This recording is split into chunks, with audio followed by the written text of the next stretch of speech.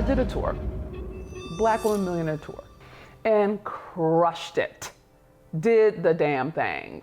Sold out all tour stops.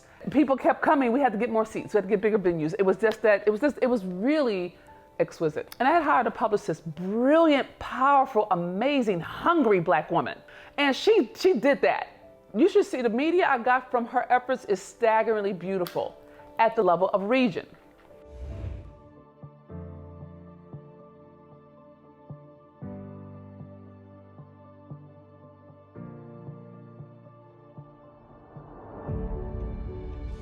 So I had regional press, I had local press, but I didn't have national.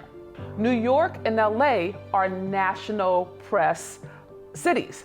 So the regular stuff doesn't work the same way. And I didn't worry about it too much in New York because we were in New Jersey when we did the tour stop. LA, we came here, crickets. We got nothing, okay? Turns out we were so off that we were trying to get on to TV shows, Steve Harvey, Ellen, blah, blah, blah, blah, blah, blah. Well, we came literally when they were on holiday. That's how not in reality we were about LA, right? So we didn't get any press, and it broke my heart because I had put money into this tour stop. We had lights, we had the 3-camera crew come in. We were building a set, we brought flowers in, so it looked like I had my own show. That's what the hell we were doing for LA.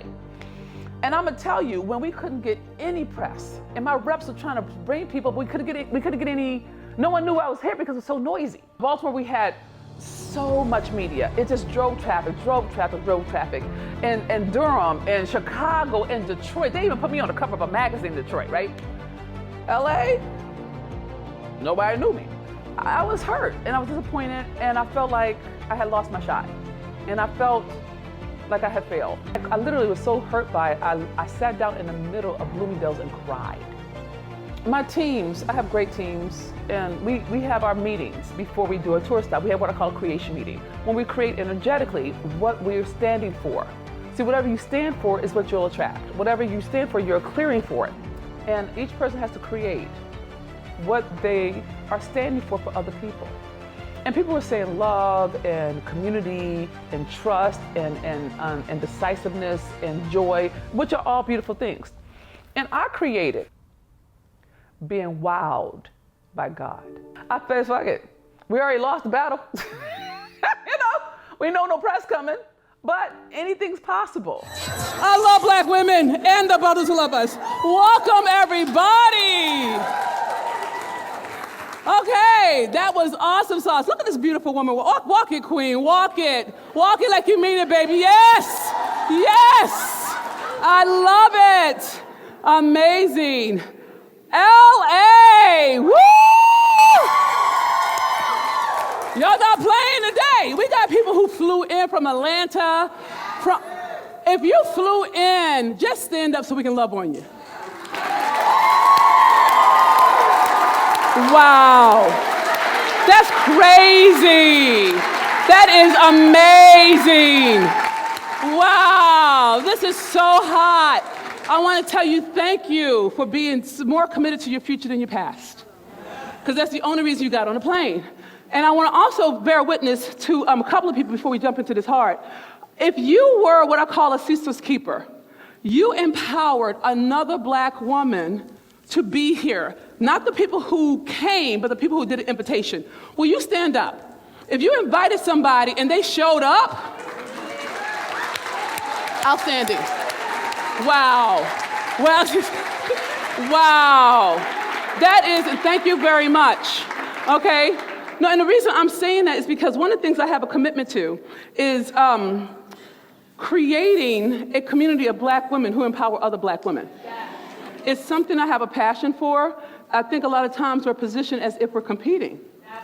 I've never had that, because the women I roll with, we don't do it like that. You know what I'm saying? And so I bear witness to you for being your sister's keeper and your brother's keeper. For all my men in the house, will my brothers please stand up? Let's just give our men some love. Woo! We got men around us, okay? And the reason why we take a couple of seconds just to acknowledge our men is because, ladies, you can't be a millionaire without a Black man. I'm not kidding, y'all. Literally, we have amazing black men in our lives.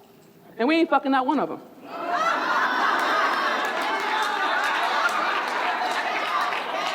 Wendy know what I'm talking about, all right? And a lot of us as black women, we don't know what it's like to be loved by a black man that's not transactional. Oh, we going there today. I love you, Troy. No, it's amazing. There's stuff that black men can move that you can't move. I'm gonna tell you. And there's some things, the white men, I have at least 1 or 2 rich white men in my back pocket on any given day. They can move some shit I can't move. Am I lying? I mean, for the wise ones in the room, you'll know what I'm talking about, right? There's some things they can move that I cannot move. And then you damn sure need to have some sisters who are white. Anybody, where are my white sisters at? Please stand up. Come on, woo!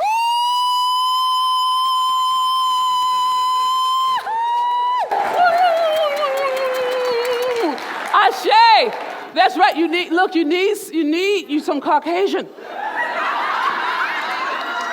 They can move some shit you can't move. And I bullshit you not, y'all. So I'm teaching this whole section around manifesting. Now, as I've matured, I think of manifesting differently than I did at the time. But the principle is this. You cannot have anything you want that you don't create as is already done in the mind of God. So it's a very specific way. And the way that I think of manifesting is hitting rock bottom. I'm not talking law of attraction. I'm not talking law of attraction. That's some positive shit. Jesus wasn't not law of attraction. Jesus suffered his ass off. And he manifested destiny because he was willing to go to the depths of hell to be true to that which he called his own, what he believed. Because no addict will ever get clean until they hit their rock bottom, whatever that is. Your rock bottom is where you give up hope. The hope is hard to kill. But once I had given up the hope that we would have any media, it was like I surrendered. It's the surrendering that happens.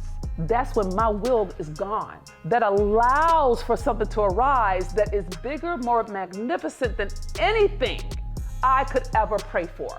I was teaching this section on manifesting in LA after my heart had been dashed to the rocks. I get a note while I'm on stage teaching about what it takes to manifest, letting go, allowing, trusting, all that. Manifesting is not making shit happen. I don't hustle. I don't grind. I don't even work. I think it's overrated. I think you should stop doing it. I am so serious, y'all. Y'all don't even know how serious I am about it. Y'all should just give it up. And I thought people were clowning me. There was a note that said, Snoop Dogg wants to come in and say hello.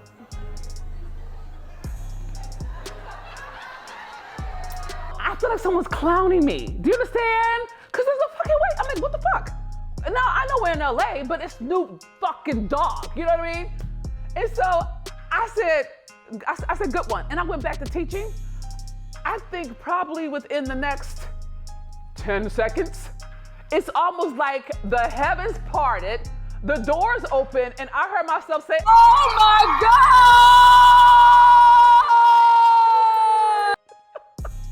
Because that's all I had.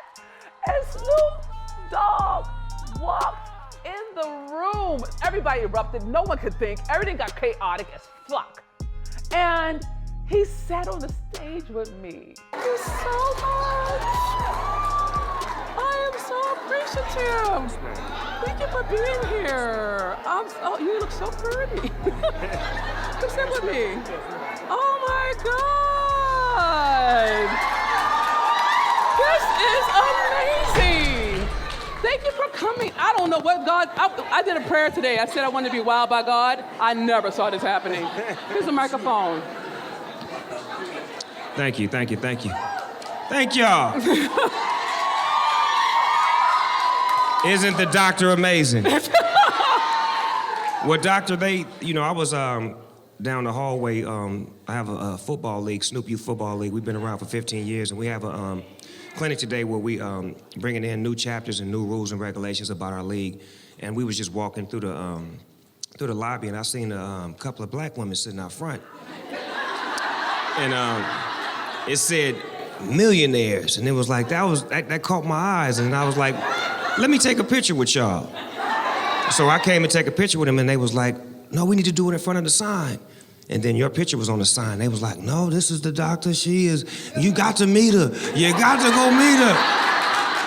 And then I said, I want to meet her, but she's up there speaking. I don't want to interrupt her speech. And I said, you know what, somebody need to do like we used to do in church. Slip a note. Go slide one of them notes up there and say, doctor, is somebody here? So I just wanted to come up here and show you some love and tell you that you're doing great work by healing people. And this is what it's about. You know, God works in mysterious ways. It's not an accident that I'm here. I'm supposed to be here. And what you're doing is great. And keep inspiring these people, keep healing these people, and God bless you. Thank you so much. Thank you so much. I so appreciate you. I do.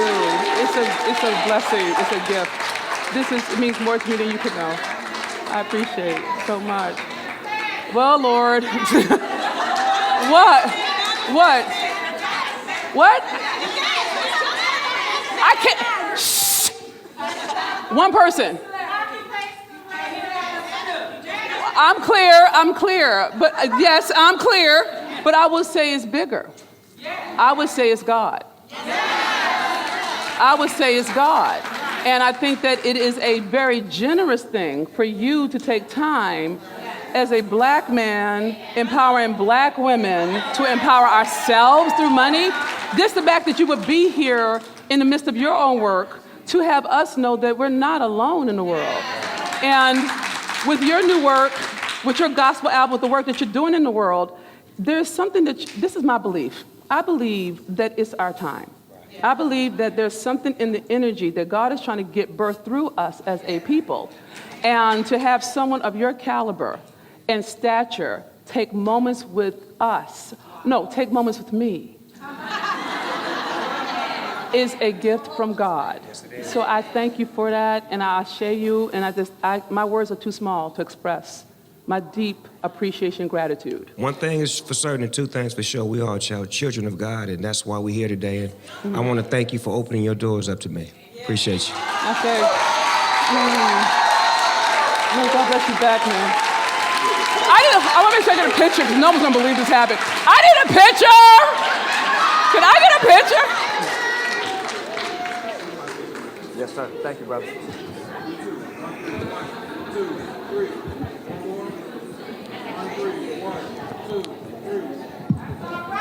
Thank you so much. And he poured into me. And he told me to keep doing what I was doing, to keep inspiring these ladies, to keep healing these ladies, right? And as a black man, right? And it was like, wow, God. Wow. I got, right? But it was such a beautiful gift. And I'm gonna tell you, the clips, he was with me for maybe 4 or 5 minutes, right? And just loving on me and just being with me. That one clip with him, with me, got us more press than anything that I could have bought. And he didn't have to. And not even like, there's the God piece, but then there's the heart piece.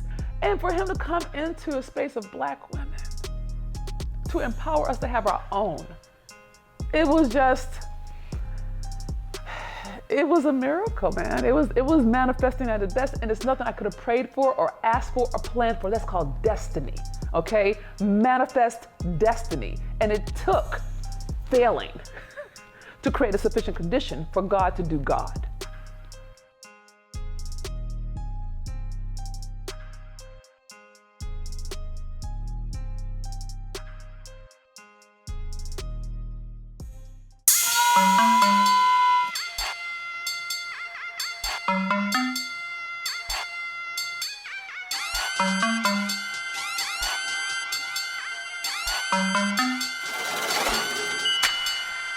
Even though I'm a hot mess, you know you want this hotness. Even though I'm a hot mess, you know you want this hotness. Even though I'm a hot mess, you know you want this hotness. You know you want this hotness. You know you want this hotness.